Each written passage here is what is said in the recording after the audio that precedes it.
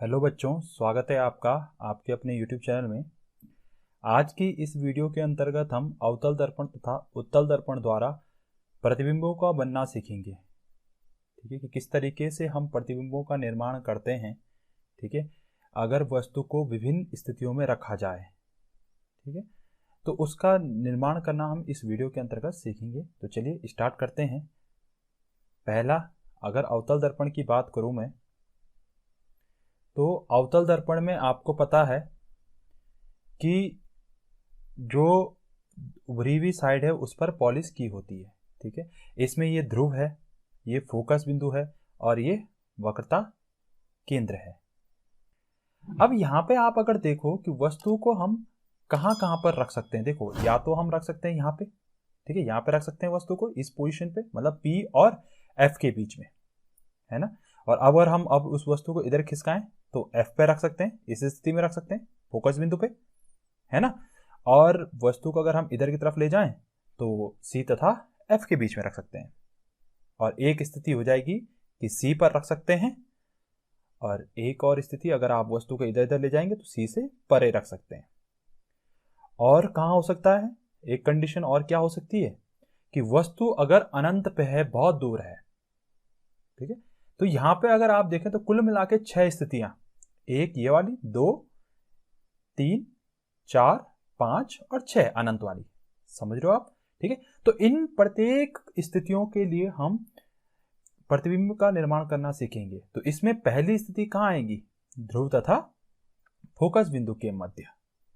ठीक है, कि अगर वस्तु कहां रखी हो, ध्रुव तथा फोकस बिंदु के मध्य रखी हो। उसके लिए हमें इस टेबल की सहायता से हम समझेंगे कि हम क्या करेंगे। वस्तु की स्थिति P तथा F के मध्य है, फिर हम प्रतिबिंब की स्थिति कहाँ पे वो लिखेंगे, इसमें प्रतिबिंब का आकार कैसा होगा और प्रतिबिंब की कैसी प्रकृति होगी वो हम इसके अंदर देखेंगे।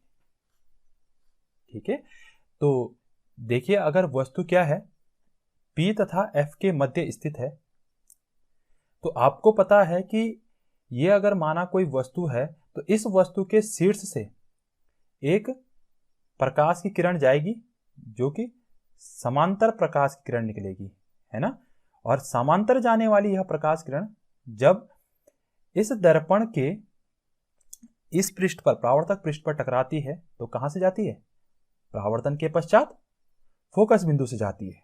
इससे पहले के जो वीडियो है उसमें मैंने आपको नियम समझाए थे प्रतिबिंब को बनाने के नियम, तो उसके अंदर हमने सीखा था कि कोई भी प्रकाश किरण अगर मुख्य अक्ष के समांतर जा रही है तो मुख्य अक्ष के समांतर जाने वाली प्रकाश किरण परावर्तन के पश्चात फोकस बिंदु से होकर जाती है, इस प्रकार से जाएगी।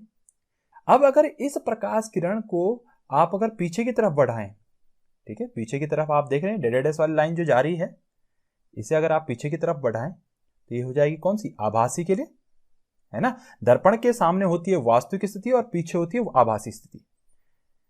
दूसरा किरण अगर आप देखें, दूसरी किरण अगर जाए वक्रता केंद्र से, अगर इस प्रकार से जा रही है कोई प्रकाश किरण, तो वक्रता केंद्र से जाने के पश्चात ये क्या हो जाएगी, उस परावर्तक पृष्ठ से टकराकर वापस उसी मार्ग से निकल जाती है। ये नियम भी आपने पढ़ा होगा। ठीक, अब अगर आप देखें तो ये प्रकाश की जो दो किरणें हैं ये इधर नहीं मिल रही है, इधर इस तरफ नहीं मिल रही है, दूर जाएंगे ना। और ठीक है, तो इसलिए हम क्या करते हैं, जो हमें इसका प्रतिबिंब मिलेगा वो कहां मिलेगा, पीछे। ठीक है, पीछे मिलेगा, तो पीछे मिलेगा तो ये जो दूसरी किरण है ये वाली, इस दूसरी किरण को भी अगर हम पीछे की तरफ बढ़ाएं तो पीछे की तरफ बढ़ाने पर ये प्रकाश की किरणें कहां पे मिल रही हैं, इस बिंदु पर मिल रही है। पीछे की तरफ अगर आप बढ़ाओगे तो कहां मिल रही है, पीछे बिंदु पे मिल रही है। जिस बिंदु पे मिल रही है वहां पर जो प्रतिबिंब का निर्माण इस प्रकार से व्हाइट वाला मैंने प्रतिबिंब से दिखा दिया।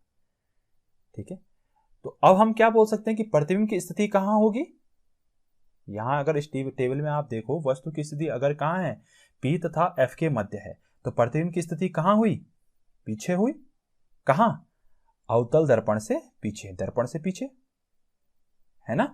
और प्रतिबिंब का आकार कैसा है, वस्तु से बड़ा है, बराबर है या बहुत बड़ा है, बताओ, वस्तु से बड़ा है।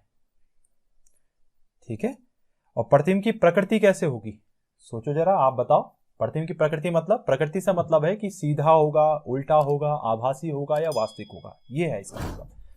तो देखो, ये प्रतिबिंब के ये जो प्रतिबिंब है ये दर्पण के पीछे बन रहा है। तो दर्पण के पीछे जो भी बनता है प्रतिबिंब वो कैसा प्रतिबिंब होता है? कैसा होता है? आभासी। और अगर आप देख रहे हैं तो वस्तु आपने ऊपर की तरफ ऐसे रखी है, ठीक है, और उसी डायरेक्शन में ये प्रतिबिंब भी बन रहा है, ठीक है। तो सेम डायरेक्शन में बन रहा है तो हम क्या बोलेंगे कि वस्तु सुलटी होगी, है ना, या सीधी होगी, आभासी तथा सीधी। ठीक है, प्रतिबिंब कैसे बनेगा? आभासी एवं सीधा। इसके बाद अब चलते हैं हम अगले उस पे की अगली स्थिति पे। अभी आपने देखा कि वस्तु कहां थी? ध्रुव तथा फोकस बिंदु के मध्य। ठीक है, अब इसके बाद अगर वस्तु, अब आप इधर की तरफ खिसकाएंगे तो कहां पे पहुंचेंगे आप? फोकस बिंदु पे पहुंचेंगे। तो अगर अब वस्तु अगर फोकस बिंदु पे है, ठीक है, वस्तु की स्थिति कहां है? अगर फोकस बिंदु पर है, एफ पर है, तो प्रतिबिंब कैसे बनेगा? तो देखो, अगर माना ये कोई वस्तु है जो कि फोकस बिंदु पर है, ठीक इसी प्रकार से इसके शीर्ष से भी एक प्रकाश किरण निकलेगी। ठीक है, प्रकाश किरण जो क्या होगी? मुख्य अक्ष के समांतर जाएगी, वह परावर्तन के पश्चात कहां से निकलती है? फोकस बिंदु से होकर निकलती है। ठीक, इसी प्रकार से अगर अगली किरण को हम देखें कि वक्रता केंद्र से होकर जाने वाली प्रकाश किरण, ठीक है, उसी मार्ग से वापस लौट जाती है। ठीक है, उसी मार्ग से कहां लौट जाती है? वापस। अब देखो, आप वही नियम, यही दो नियम इससे पहले वाले में लग रहे थे और यही दो नियम इसमें भी लग रहे हैं, सेम नियम है। ठीक है, लेकिन उस वाले में अगर आप देखो तो मिल रही थी ये प्रकाश किरणें, या तो इधर पीछे की साइड मिल रही थी या फिर इधर की साइड मिल रही थी। ठीक है, और इस कंडीशन में देखो जरा, दोनों की दोनों प्रकाश किरणें एक दूसरे के समांतर है। अगर आप पीछे भी बढ़ाओगे इसे तब भी नहीं मिलेगी, और आगे बढ़ाओगे तो आगे भी नहीं मिलेगी, मतलब बहुत दूर जाएगी। तो हम क्या बोलेंगे कि जो प्रतिबिंब है उस प्रतिबिंब की स्थिति कहां होगी? बहुत दूर, अनंत पे होगी। ठीक है, बहुत दूर मतलब अनंत पर होगी। और प्रतिबिंब का आकार कैसा होगा? इधर है ना, ठीक है, तो आकार कैसा होगा? जब अनंत पे है तो इसका मतलब क्या है कि बड़ा होगा आकार। ठीक है, अत्यधिक बड़ा हो जाएगा इस वस्तु से, क्योंकि ये कहीं आगे, बहुत आगे कहीं मिलेंगी ना, और वहां जब कहीं मिलेंगी तो वहां अनंत पे जब मिलेंगी तो आकार क्या होगा? इसका बढ़ता जाएगा, मतलब अत्यधिक बड़ा हो जाएगा आकार। और प्रतिबिंब की प्रकृति कैसे हो जाएगी? दर्पण के ठीक सामने बन रहा है प्रतिबिंब और नीचे की तरफ बन रहा है। तो ठीक सामने बन रहा है, इसका मतलब प्रतिबिंब की प्रकृति कैसे होगी? वास्तविक होगी। और अनंत पे बन रहा है तो इसका मतलब बड़ा होगा और उल्टा होगा। ठीक है, नीचे की तरफ बन रहा है ना, वस्तु ऊपर की तरफ रखी थी आपने, इस अक्ष एक्स अक्ष के ऊपर की ओर रखी थी, और प्रतिबिंब कहां बन रहा है? एक्स अक्ष से नीचे की ओर, तो उल्टा बन रहा है, वास्तविक एवं उल्टा। इसके बाद अगर हम तीसरी स्थिति को देखें, तीसरी स्थिति, यदि वस्तु कहां पर है? सी तथा एफ के मध्य, मतलब वक्रता केंद्र तथा फोकस बिंदु के मध्य है। तो अगर आप किसी वस्तु को इस प्रकार से रख दें, सी तथा एफ के मध्य, तो इसके शीर्ष से जो प्रकाश किरण जाएगी, मुख्य अक्ष के समांतर जो प्रकाश किरण जाएगी वो कहां से निकलेगी? मुख्य अक्ष के समांतर जाने वाली प्रकाश किरण परावर्तन के पश्चात फोकस बिंदु से होकर निकलती है। इस प्रकार से फोकस बिंदु से होकर निकल जाएगी। ठीक है, और इसी प्रकार से अगर वक्रता केंद्र से होकर कोई प्रकाश किरण ऐसे जा रही है तो वह परावर्तन के पश्चात कैसे निकल जाएगी? इस तरीके से वापस निकल जाएगी ना, उसी मार्ग से निकल जाती है वापस। ठीक, तो ये प्रकाश की किरण कहां मिल रही है? इस बिंदु पर मिल रही है। ठीक है, इस बिंदु पर मिल रही है, मतलब हमें प्रतिबिंब कहां पे प्राप्त होगा? जहां पर ये दो प्रकाश की किरणें मिल रही हैं, यहां पे प्राप्त होगा। आपको पता है कि प्रतिबिंब दो प्रकाश की किरणें जहां पर मिलती है वहां पर प्राप्त होता है। ठीक है, और प्रकाश की किरण वस्तु से जानी चाहिए। वस्तु किसे कहते हैं ये मैंने आपको फर्स्ट वीडियो में बता रखा है कि वस्तु किसे कहते हैं और प्रतिबिंब किसे कहते हैं। ठीक है, तो अब आप बताइए कि प्रतिबिंब की स्थिति कहां है? कहां है प्रतिबिंब की स्थिति? दर्पण के सामने, और कहां? सी है ना, इस सी के बाहर है, इधर। ठीक है, दर्पण के सामने, लेकिन कहां है? सी के बाहर है। और प्रतिबिंब का आकार कैसा है? वस्तु से बड़ा है ना, ये वस्तु थी और प्रतिबिंब इससे बड़ा हो गया, है ना, ये प्रतिबिंब जो है ये इससे बड़ा है। ठीक है, तो बड़ा होगा तो प्रतिबिंब के आकार में आ जाएगा बड़ा। ठीक है, अगला, प्रतिबिंब की प्रकृति कैसे होगी? वास्तविक एवं उल्टी। वास्तविक एवं उल्टा, वास्तविक होगा क्योंकि दर्पण के ठीक सामने है, और उल्टा तो आपको पता ही है ऊपर की तरफ एक्स एक्स से, और प्रतिबिंब कैसे प्राप्त हो रहा है एक्स एक्स से नीचे की तरफ, तो उल्टा प्राप्त होगा। इसके बाद अगली स्थिति आती है कि यदि वस्तु कहाँ है, सी पर है, वक्रता केंद्र पर है। ठीक है, तो मान लो कि ये कोई वस्तु है जो कि वक्रता केंद्र सी पर स्थित है। अब इसमें भी वही 3 से 4 नियम जो हमने पहले की वीडियो में पढ़े हैं, वही नियम हमें अगर याद है तो हम आसानी से इसका प्रतिबिंब बना सकते हैं। ठीक है, तो देखिए इसके शीर्ष से एक प्रकाश की किरण जाएगी इस प्रकार से, जो कि मुख्य अक्ष के समांतर जाएगी।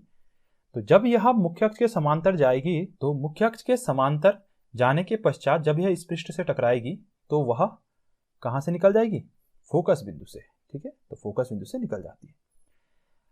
अब आप यहां पे देखें कि इससे पहले की स्थितियों में हम क्या कर रहे थे कि वस्तु सी से पहले थी, तो तब हम वक्रता केंद्र भी मान रहे थे, वक्रता केंद्र से प्रकाश की किरण जा रही थी। ठीक है, इस कंडीशन में क्या होगा, इस कंडीशन में अब खुद वस्तु कहां पर है, वक्रता केंद्र सी पर है, तो प्रकाश की किरण जो दूसरी प्रकाश की किरण को हम मानेंगे वो शीर्ष से ही मानेंगे दूसरी प्रकाश की किरण। ठीक है, तो अगर कोई प्रकाश की किरण इसके शीर्ष से जा रही है इस वस्तु के, तो वो जाएगी कहां से, फोकस बिंदु से होकर जो प्रकाश की किरण जाएगी वह परावर्तन के पश्चात कहां से निकल जाती है, इसी का ठीक उल्टा होता है। जो हमने देखा था कि मुख्य अक्ष के समांतर जाने वाली प्रकाश किरण फोकस बिंदु से जाती है, और इसी का उल्टा फोकस बिंदु से होकर जाने वाली प्रकाश किरण मुख्य अक्ष के समांतर निकल जाती है। ठीक है, अब आप देख रहे होंगे ये जो दोनों किरणें हैं वो यहां पर इंटरसेक्ट कर रही हैं, तो जिस पॉइंट पे ये इंटरसेक्ट करती हैं, काटती हैं, वहां पर हमें इस वस्तु का प्रतिबिंब प्राप्त होता है। तो हमें वस्तु का प्रतिबिंब कहां पर मिला, सी पर, मतलब वहीं पे मिला। ठीक है, प्रतिबिंब कहां पर मिला, वहीं पे, वक्रता केंद्र सी पर। और आकार, अगर आप देख रहे होंगे इसका आकार, तो जितना आकार इसका है, जितना साइज इस वस्तु का था उतना ही साइज प्रतिबिंब का है, मतलब वस्तु के बराबर आकार का है ना। प्रतिबिंब का आकार कैसा होगा, वस्तु के बराबर आकार का। और प्रतिबिंब की प्रकृति कैसे होगी बताओ, सोच के बताओ कैसे होगी। देखो दर्पण के सामने है तो कैसा होगा, वास्तविक और उल्टा। ठीक है, तो प्रतिबिंब की प्रकृति कैसे हो जाएगी, वास्तविक एवं उल्टा प्रतिबिंब हो जाएगा। ठीक है, इसके बाद चलते हैं हम अगली स्थिति पे। अगर वस्तु कहां पर स्थित है, सी के बाहर, सी तक आ गया, अब सी के बाहर। ठीक है, सी के बाहर कहीं पे है, मान लो कि ये कोई वस्तु इस प्रकार से स्थित है। ठीक है, ये वस्तु यहां पे स्थित है, तो इस पे भी अगर आप नियम लगाएं, प्रतिबिंबों को बनाने के नियम लगाएं, ठीक उसी प्रकार से कि मुख्य अक्ष के समांतर जाने वाली प्रकाश की किरण परावर्तन के पश्चात फोकस बिंदु से होकर निकलती है। ठीक है, अगली किरण, अब आप देखोगे यहां पर हमें क्या पता है, सी पता है ना। अभी तक तो सी पे था, तो तब प्रकाश की किरण नहीं जा रही थी सी से पहले था तब भी जा रही थी प्रकाश की किरण सी से। ठीक है, अब सी के बाहर है तो हमें सी पता है, सी खाली है उस टाइम पे, तो वहां से भी जाएगी प्रकाश की किरण, याद रखने का तरीका है। ठीक है, तो प्रकाश की किरण सी से जो जाएगी, सी अर्थात वक्रता केंद्र से होकर जाने वाली प्रकाश किरण परावर्तन के पश्चात कहां से जाती है, ठीक उसी मार्ग से वापस लौट जाती है। ऐसे ये हरी वाली लाइन आप देख रहे होंगे, किरण देख रहे होंगे, है ना।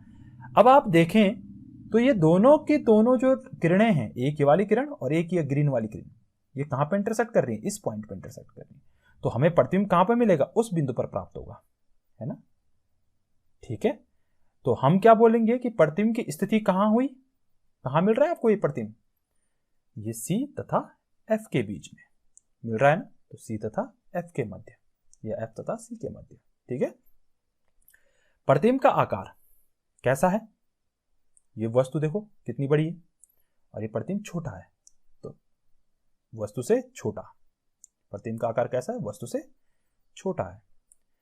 प्रतिबिंब की प्रकृति बताओ देख के, वही सेम वास्तविक तथा उल्टा, सामने है तो वास्तविक एवं उल्टा।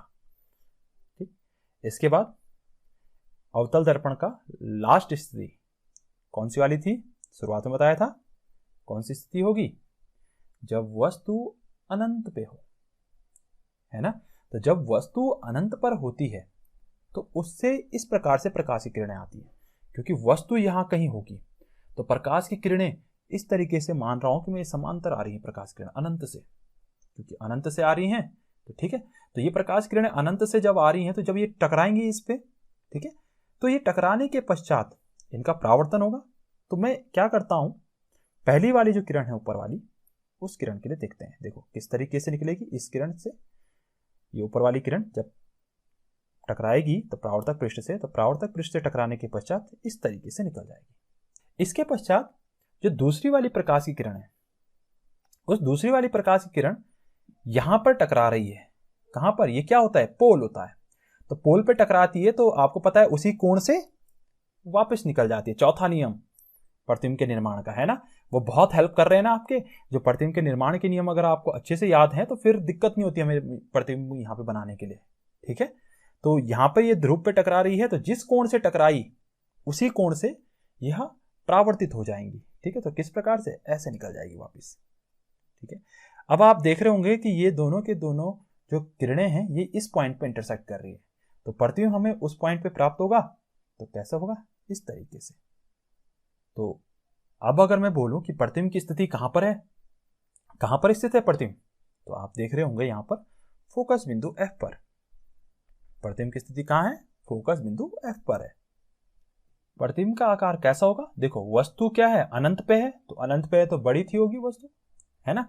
तो प्रतिबिंब का आकार कैसा हो जाएगा? उस वस्तु की तुलना में क्या हो जाएगा? प्रतिबिंब का आकार बहुत छोटा हो जाएगा, क्योंकि वस्तु बड़ी है, बहुत बड़ी, तो उसके कंपैरिजन में तो छोटा ही होगा। नहीं तो छोटा नहीं बोलेंगे हम, अत्यधिक छोटा बोलेंगे, बहुत छोटा बोलेंगे प्रतिबिंब का आकार, ठीक है। प्रतिबिंब की प्रकृति तो आप बता ही सकते हैं, सामने है तो हम बोल सकते हैं वास्तविक और उल्टा, ठीक है। तो इतना आपको समझ में आ गया होगा अवतल दर्पण के लिए। 6 स्थितियां हमने देखी, ठीक है। इसके बाद अब चलते हैं हम उत्तल दर्पण द्वारा प्रतिबिंब का बनना, कि उत्तल दर्पण के लिए प्रतिबिंब किस प्रकार से बनता है, ठीक है। तो देखिए, माना कोई उत्तल दर्पण इस प्रकार से है, ठीक है। अब आप देखो उत्तल दर्पण के लिए हम कौन कौन सी स्थिति ले सकते हैं। देखो उत्तल दर्पण का ये उभरी हुई साइड परावर्तक पृष्ठ है, तो इसी के सामने पे वस्तु हो सकती है ना, ठीक है। तो यहां पर हम 2 कंडीशन ही रख सकते हैं ना, या तो क्या ध्रुव और अनंत के बीच में, और या फिर वस्तु अनंत पे है, ठीक है। अब उस वाले में आप देख रहे होंगे तो उस वाले में क्या था? F भी था यहां पे और C भी था, वक्रता केंद्र भी था, तो स्थिति हमारी 6 निकल गई थी। लेकिन यहां पे क्या है, जो आपके पास फोकस बिंदु है, जो वक्रता केंद्र है, ये दर्पण के पीछे है। अब यहां पीछे तो आप रख नहीं सकते वस्तु को, है ना। हमेशा वस्तु को दर्पण के सामने रखा जाता है। अगर आपको चेहरा देखना है अपना, तो दर्पण के पीछे तो नहीं खड़े हो जाओगे ना, दर्पण के सामने रहोगे तभी आपको अपना चेहरा दिखेगा। तो उसी प्रकार से हम वस्तु का कहां रखते हैं? दर्पण के ठीक सामने। तो वस्तु की यहां पर 2 स्थितियां हो सकती हैं। तो पहली स्थिति देखते हैं हम कि यदि वस्तु कहां है? ध्रुव तथा अनंत के मध्य है, ध्रुव P तथा अनंत के मध्य है। तो इसमें किस तरीके से प्रतिबिंब बनता है? अब माना कोई वस्तु अनंत और ध्रुव के मध्य इस तरीके से है, ठीक है।